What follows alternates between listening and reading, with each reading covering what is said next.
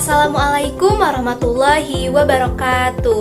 Halo anak-anak, kembali lagi dalam video pembelajaran Bahasa dan Sastra Indonesia bersama saya, Eva Oktavia Dewi Putri.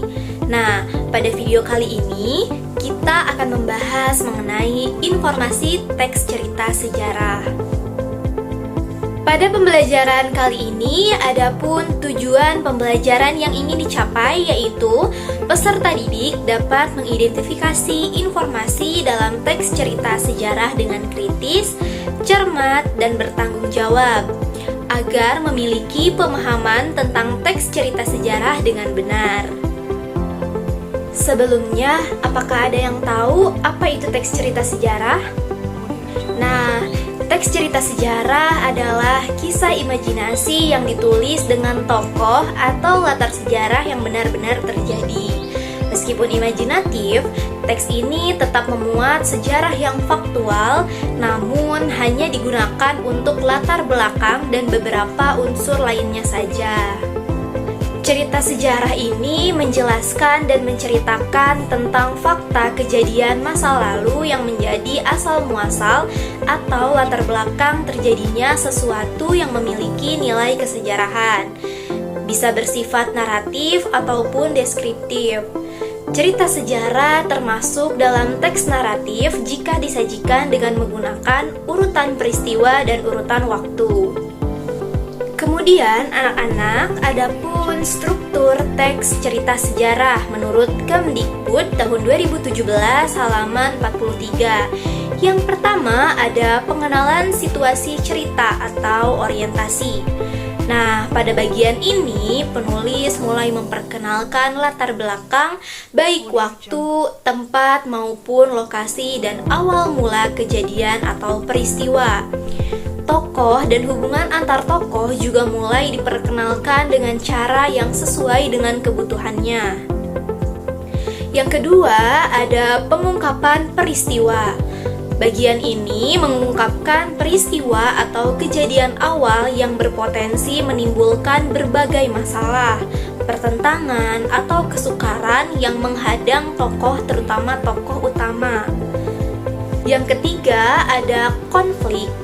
Nah, di sini terjadi peningkatan masalah, pertikaian, atau peristiwa lainnya yang menyebabkan kesukaran antar tokoh ikut meningkat pula. Kemudian yang keempat ada puncak konflik atau komplikasi. Merupakan bagian yang paling menebarkan, menghebohkan, dan memuncak dari masalah, pertikaian, atau peristiwa lainnya yang dihadapi oleh para tokoh. Kemudian yang kelima ada penyelesaian atau resolusi. Nah, jika tidak diikuti oleh koda, biasanya bagian ini adalah bagian akhir dari cerita atau endingnya, yang berisi pengungkapan bagaimana tokoh utama dan tokoh lainnya menyelesaikan berbagai permasalahan yang menimpanya. Terkadang dapat melalui penjelasan maupun penilaian terhadap nasib dan sikap yang dialami oleh tokoh-tokoh yang terlibat dalam peristiwa. Yang terakhir, yang keenam, ada koda. Merupakan komentar yang membahas kembali isi semua peristiwa dan perilaku tokoh yang terlibat. Terkadang bagian ini memberikan interpretasi amanat, tetapi tidak disarankan. Lebih baik biarkan pembaca menyimpulkannya sendiri.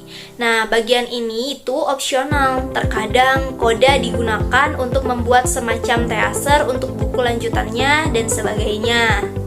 Nah, anak-anak, selanjutnya ada ciri-ciri teks cerita sejarah.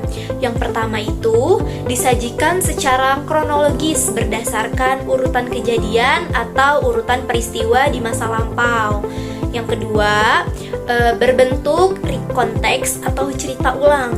Nah, cerita ulang atau recon dibedakan menjadi 3 jenis. Yang pertama ada recon pribadi yang memuat keterlibatan penulis dalam peristiwa secara langsung. Yang kedua ada recon faktual, berisi kejadian faktual, eksperimen ilmiah, jurnal warta, catatan kepolisian, dan sebagainya. Kemudian yang ketiga ada rekon imajinatif, memuat kisah faktual namun dihayalkan kembali menjadi cerita yang lebih rinci dan menarik. Kemudian ciri yang ketiga ada sering menggunakan konjungsi atau kata penghubung temporal. Yang keempat, isinya berupa fakta yang diperoleh berdasarkan data-data yang dikumpulkan. Dan yang kelima, struktur teksnya berupa orientasi, urutan peristiwa, dan reorientasi.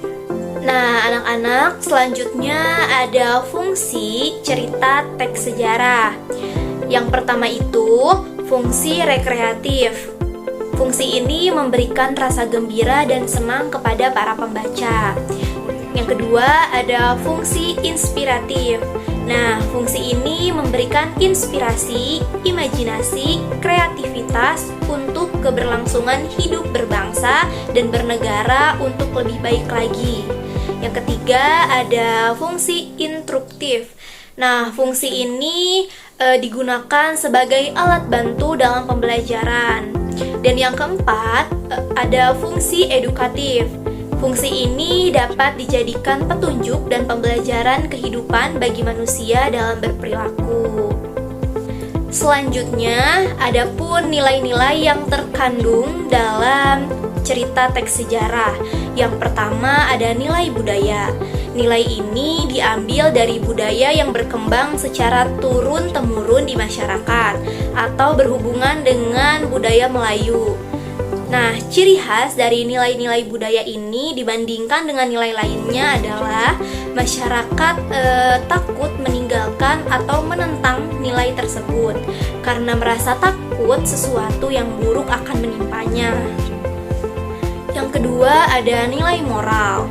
Nah, nilai ini berhubungan dengan masalah moral. Pada dasarnya, nilai moral ini berkaitan dengan nasihat-nasihat yang berkaitan dengan budi pekerti, perilaku, tata susila yang dapat diperoleh pembaca dari cerita yang dibaca atau dinikmatinya.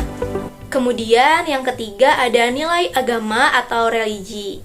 Nilai ini berhubungan dengan masalah keagamaan. Nilai religi ini biasanya ditandai dengan penggunaan kata dan konsep Tuhan, makhluk gaib, dosa-dosa, pahala, serta surga neraka. Kemudian yang keempat ada nilai pendidikan atau edukasi. Pada nilai ini berhubungan dengan proses pengubahan sikap dan tata perilaku atau tata laku seseorang atau kelompok dalam usaha mendewasakan manusia melalui upaya pengajaran dan latihannya. Kemudian yang kelima ada nilai estetika. Nah, nilai ini berhubungan dengan keindahan dan seni. Yang terakhir ada nilai sosial. Nilai ini berhubungan dengan kehidupan di dalam masyarakat. Biasanya berupa nasihat-nasihat yang berkaitan dengan kemasyarakatan. Indikasi nilai sosial ini dikaitkan dengan kepatuhan dan kepantasan bila diterapkan dalam kehidupan sehari-hari. Demikianlah anak-anak pembahasan mengenai teks cerita sejarah. Semoga apa yang saya sampaikan dapat dipahami oleh anak-anak semua. Mohon maaf apabila terdapat kesalahan. Terima kasih. Wassalamualaikum warahmatullahi wabarakatuh.